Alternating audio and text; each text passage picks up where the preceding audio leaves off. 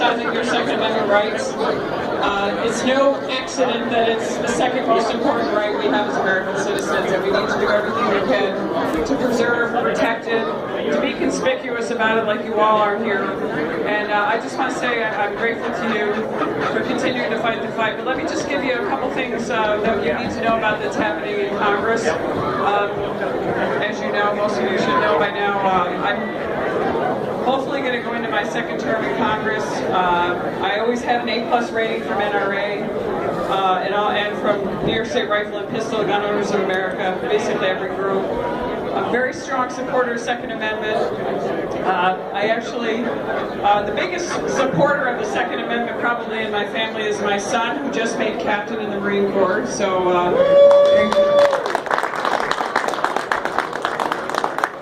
and I just as a fun thing, I got a great opportunity for my son, who reveres our Secretary of Defense, General James Mattis. And he got a chance to meet him a couple of days ago, and it was amazing to get to listen to General Mattis. And so all of you gun owners and supporters of our military and our national defense, we have a great person in our SecDef. Our Secretary of Defense is really superlative. And I love the guy. He is so bold, he's so strong, he's so decisive, and we're really lucky to have him there. And I just want to say there's another person we know that's not going to degrade our institutions, as you're seeing over the last couple of days, what's going on in Washington and what's happened with some important law enforcement organizations. Which leads me to a couple things I just want to tell you about on the federal side. As you know, obviously this year has been last year has been a disaster on New York State, dealing with the gun carry rights, the re-sign on the gun law. One thing that we're trying to fix that on the federal side, we're trying to come up with a bill that I voted for that passed the House, that's waiting to go through in the Senate, and I don't know what the holdup is, other than we have a lot of people in the Senate who are registered Republicans but don't vote like that. We know the name for that. They're called what? Rhinos! And for some reason they don't feel it's important to defend our Second Amendment rights. But the reciprocity bill that we passed in the House should take care of a lot of the problems we have with the SAFE Act, and that's our struggle in New York. As one of the least free states with one of the most onerous gun laws, and by the way, with one of the worst problems in New York City with gun violence, illegal gun violence, I might add. So nothing about the SAFE Act has kept us safe, and it's thank God for our lawful gun owners who have protected us and kept us where we are. One interesting fact about that is, as the more people, the more lawful gun owners and concealed carry holders that we have, gun violence has actually gone down. So when you hear the media going on about how you're having to try to add new laws because we've got all this gun violence, let me just say, every time there is a terrible tragedy that has to deal with any kind of firearm, they're there trying to create a narrative that just isn't true. It's just not true, and we need to continue to fight that fight and have people stand down on that. So one of the important things about gun reciprocity is they're fighting us tooth and nail on that. I just saw an article in USA Today, again, attacking the NRA, attacking New York State Rifle and Pistol, attacking lawful gun owners. But you need to come out every day and fight that battle, and we're doing that, obviously, as strong advocates with me and a number of other people on our side. But I want to warn you about some of the people that are out there who pretend to be gun supporters and understand how politics works. I've got somebody running against me who's going to tout his A rating with NRA whenever you see him. But you have to remember something about my opponent.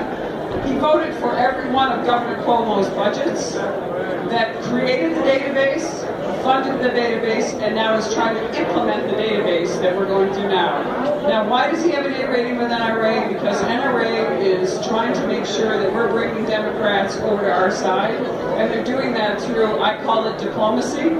But don't be fooled about who your real gun rights protectors are. Make sure that you look beyond sometimes the ratings.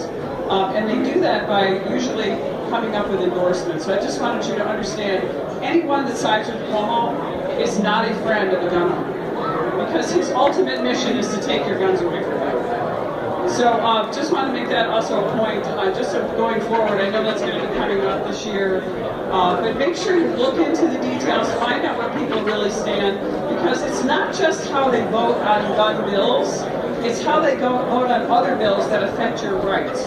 And that's what when I look into people, I'm pushing NRA on a couple of issues. They've been very supportive of me, but to really dig into the weeds so that you people, you're the people that already know what your rights are because you know they're threatened. But make sure the general audience are gun owners who aren't so sure about that. Make sure you know where people stand on these issues, and those are really important because my concern about what's going on in New York is my biggest fear is that right now, the most important thing we have besides maintaining the House of Representatives and keeping our president supported and keeping the Senate Republican, the next big problem we have as New Yorkers is somehow, some way, finding someone who will defeat Cuomo. Amen.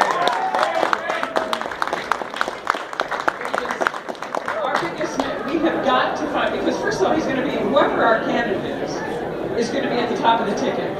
We've got to get our voters out, and this is what scares me. The SAFE Act was passed in 2013. In 2014, we had a Republican candidate. 1 million less people voted in 2014 in the governor's race than voted in 2010. We have more than enough legal registered gun owners in the state of New York to easily win the governor's race. But we need to get those people out to vote. And I know I remember hearing this for years. Every year we hear this. But if we do not get rid of this guy, you may see him as president of the United States. And that's scary. It might even be scarier than Hillary Clinton. I'm not sure about that. Especially seeing I mean, if you think she's corrupt, wait till you get this guy in office. I mean, this is really important. So I just urge all of you, if you're out there, and I know you've heard people say this, but our grassroots team is what's going to make us strong. It's not a ton of money. The governor has $40 million, all from his buddies. He has a very small dollar amount, very, very small amount coming from average citizens. It's mostly from his big pals, because he takes about $8 billion a year out of our state budget every year to hand out to his friends, and somehow he ends up with a lot of money in his coffers. And I'm not going to get into details about that, but you can imagine how he does it. So I think it's really important that we get to everyone we can, every legal gun owner, anyone that cares about our rights. And it's not just gun rights. It's the First Amendment. And as you're seeing, as the memo was put out yesterday, it's our 4th, 5th, and 6th Amendment rights. All these rights are in jeopardy right now if we keep this guy in office. And I'm just so worried that it's going to continue to come through inadvertent, way around the bend, as you might say, like not directly in passing gun laws, but through financial issues. Like for one of the things that the Obama era, with Elizabeth Warren's help, some laws they passed are the so-called Operation Choke Point laws. What those are laws that are designed to target people who manufacture guns, who manufacture products that they don't like. For example, guns, Remington Arms, gun owners, new gun companies around the country are being cut off and getting financing so they can produce quality firearms. Another one big thing I just wanted to talk about, but this is really the most misunderstood gun. I'm a supporter of this bill, and it has to do with suppressors.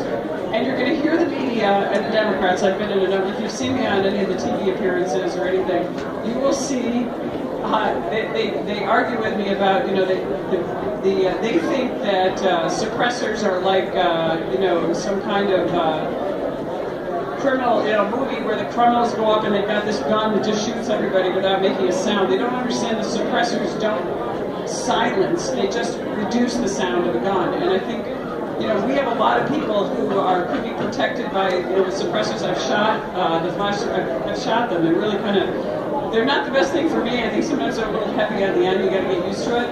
But I think this is another way that they're trying to use it and vilify people who are lawful gun owners. So that's another bill that we're trying to wade through. I don't know where we're going to go with the Senate, but that should come to the floor, hopefully in the House, and we'll get it passed.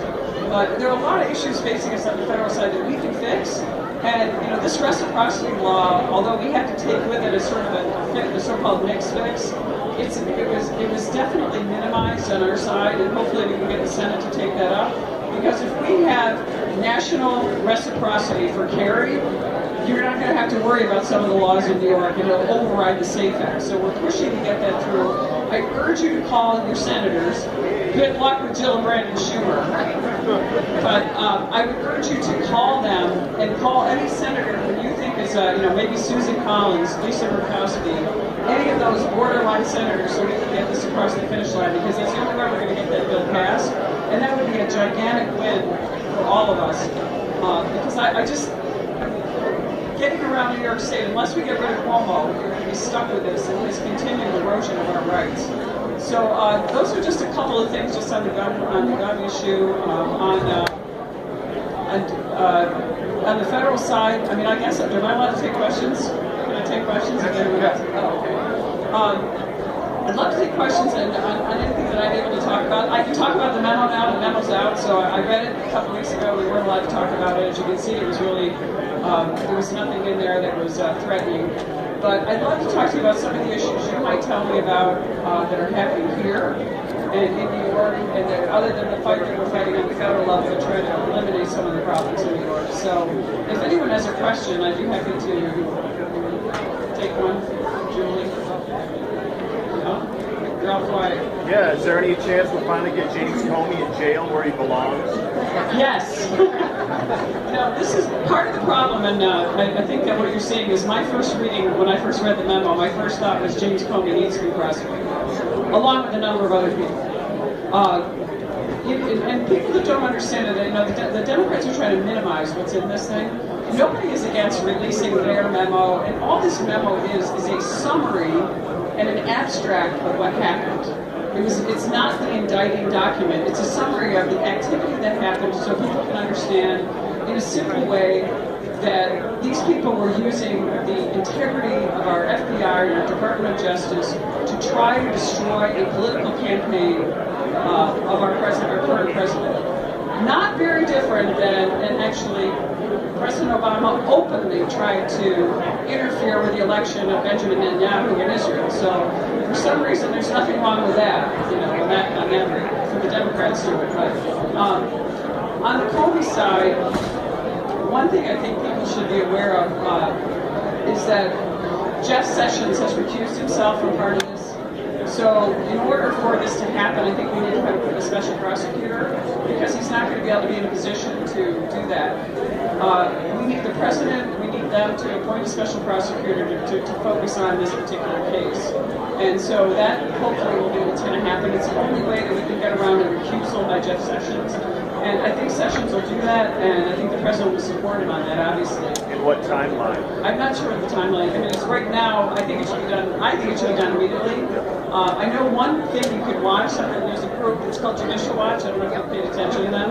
I actually donate to Judicial Watch. They do great work. They're the ones that outed Hillary Clinton on the Benghazi.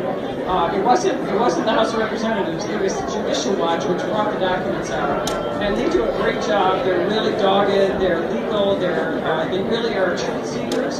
And here's the biggest problem we have is we have a media that is completely in the tank with the law, with this lawlessness. And it's hard because they don't want to talk about it. And they are elected to at least bring that out. So the more that we get this out in the public, and the more that they can't avoid it, I think it's going to be a benefit.